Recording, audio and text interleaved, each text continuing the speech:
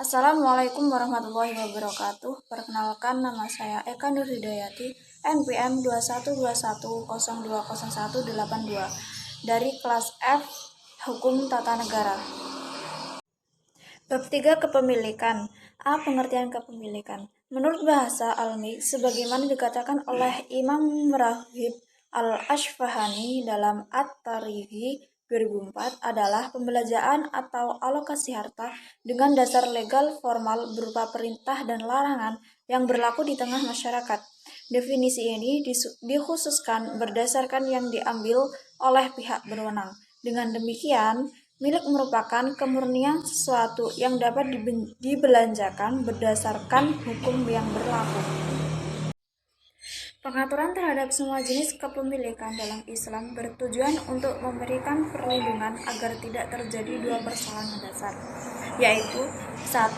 Penguasaan harta oleh seseorang secara berlebihan dan menjadikannya tidak terbatas, sebagaimana firman Allah dalam surat Al-Alaq ayat 6-7 yang menyindir sifat manusia yang suka melampaui batas. Ketahuilah, sesungguhnya manusia benar-benar melampaui batas, karena dia melihat dirinya sudah cukup. 2. Munculnya kemiskinan dan efek-efek negatif, baik dalam ukuran individu maupun sosial. B. Arti dan tujuan kepemilikan umum. 1. Arti kepemilikan umum. Menurut Al-Hallani dalam At-Tarikhi menyebutkan bahwa kepemilikan umum ini dapat disamakan dengan kepemilikan negara, sehingga ia mendefinisikan kepemilikan umum atau kepemilikan negara sebagai nilai kegunaan yang berkaitan dengan semua kewajiban negara kepada rakyat, termasuk bagi kelompok non-muslim.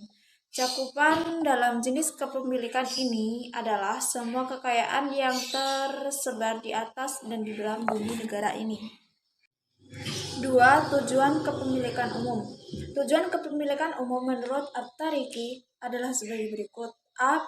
Pelayanan yang mempunyai fungsi sosial untuk memberikan kesempatan kepada seluruh manusia terhadap sumber kekayaan alam yang mempunyai manfaat sosial, baik yang tergolong kebutuhan primer atau jenis kebutuhan lain yang diperluas bagi kaum muslimin secara umum.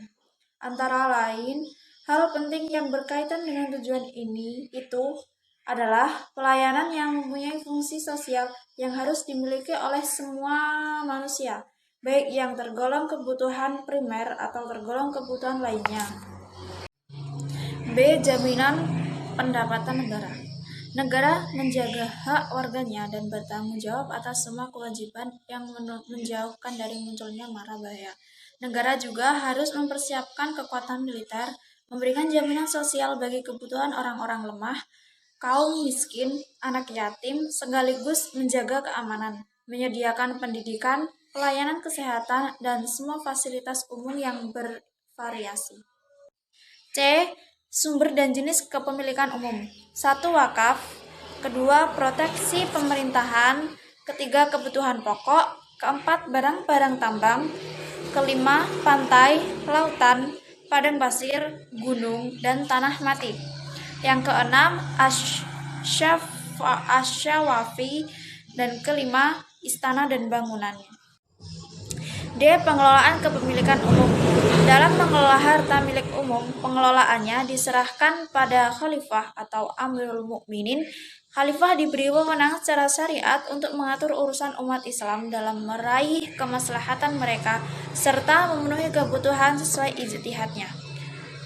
Dengan demikian, khalifah harus dapat mengelola harta-harta milik umum dengan baik supaya pendapatan Baitul Mal dapat ditambah dan digunakan oleh kaum muslim, sehingga milik negara dapat memberikan hasil yang lebih baik. E. Arti dan tujuan kepemilikan khusus. Tujuan kepemilikan khusus menurut At-Tarikhi 2004 adalah 1. Meningkatkan kerjasama internasional melalui kerjasama antar individu dan kelompok-kelompok non-pemerintah. 2. Merealisasikan kebaikan, kemakmuran, dan kemanfaatan umum melalui persaingan sehat antar produsen. 3. Negara tidak diperkenankan melakukan investasi jika hanya akan menghambat kreativitas individu. 4. Memenuhi dan menginvestasikan naluri cinta materi dalam bidang yang telah ditentukan oleh Allah Subhanahu wa taala.